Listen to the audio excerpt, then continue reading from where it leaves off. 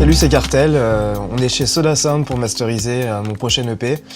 Et puis on en profite pour faire une petite interview en prévision de la soirée au Bateau Phare avec Tom Trago le 11 mai. Donc voilà, c'est parti.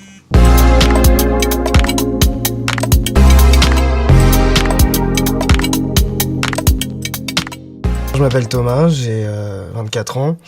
Je fais de la musique depuis à peu près 3-4 ans et 2 ans sous le nom de Cartel. Je suis signé sur un label qui s'appelle Roche Music, qui a à peu près 1 an et sur lequel j'ai sorti un EP l'année dernière et sur lequel je sors un prochain EP dans quelques mois, voire semaines.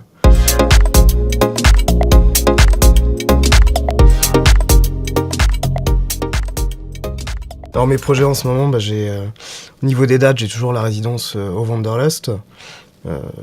J'ai également pas mal de dates au Social Club et puis je taffe sur 2 remixes. Il y en a un qui sort lundi pour Pain Surprise, un groupe qui s'appelle Jabberwocky, qui a fait un morceau assez cool qui s'appelle Photomaton, qui a pas mal tourné sur Nova, etc. Et je sors aussi un remix d'ici quelques semaines, je pense, pour Corkbrain, qui sort son EP sur Police Records.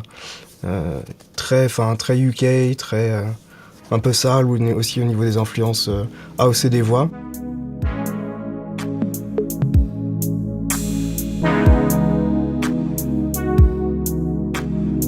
Alors, j'ai sorti mon premier EP sur Roche Music il y a 1 an, qui s'appelait Riviera. Il y avait beaucoup de travail sur les samples, et au final il y avait pas mal d'influences hip-hop qui ressortaient. Les résultats finaux et ce qu'on m'en a dit, c'était je m'attendais pas exactement à ça. Tes prods sont connus pour être slow house et t'as dérivé un petit peu vers le hip-hop, ce qui est cool. Même si c'était pas un objectif de base, c'était une idée qui me plaisait bien aussi. Là, sur le second EP sur lequel je travaille, j'ai été plus vers des sonorités, vraiment un travail de composition avec des synthés, et aussi des influences un petit peu UK et deep que j'avais pas encore vraiment à 100% intégrées.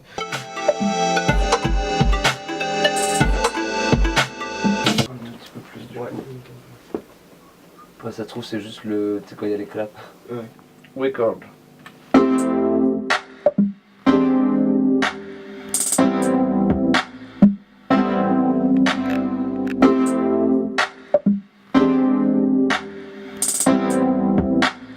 Au niveau de la scène électronique actuelle, il y a un gros retour de la deep house auquel on assiste depuis à peu près 1 an, 2 ans.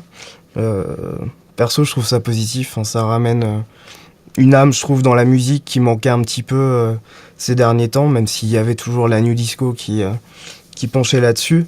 Je trouve que les gens sont plus ouverts, c'est vraiment des morceaux qu'ils auraient pas pu écouter il y a 3-4 ans. Les gens arrivent à écouter en soirée des trucs à 115 BPM sans s'emmerder, quoi. Je trouve qu'il y a quelques années encore, fallait en foutre plein les oreilles. Je trouve que les gens ont plus d'attention sur les nuances et ont compris qu'on peut aussi faire la fête et danser sur des tracks à 115 BPM.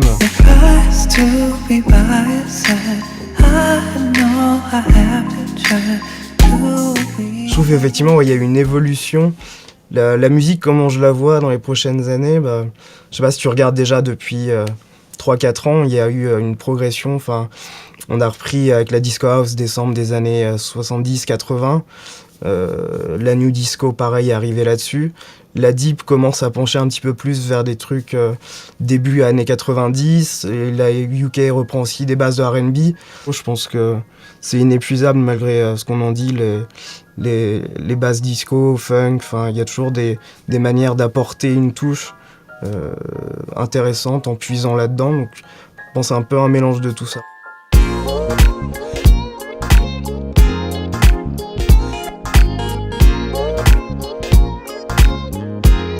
Mes artistes du moment, en premier, je citerai FKJ qui prépare un nouvel EP là, qui va sortir d'ici quelques semaines, mi-mai.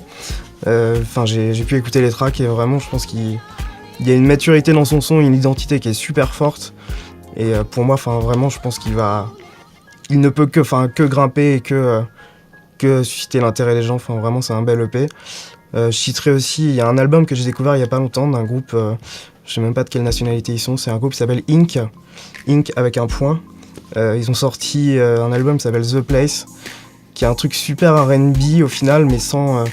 les gens ont une image de R&B un peu au final commercial et un peu cheesy, voilà.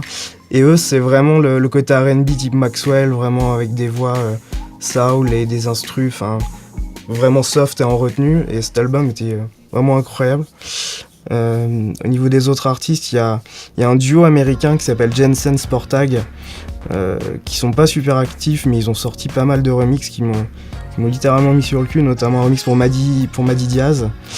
Enfin, il y a un travail sur les voix, pareil là, des influences deep qui reviennent et tout en mélangeant des samples disco. Enfin, il y a vraiment un esprit d'imbrication de plusieurs idées qui sont super abouties sur leur production. Voilà, c'est... ouais.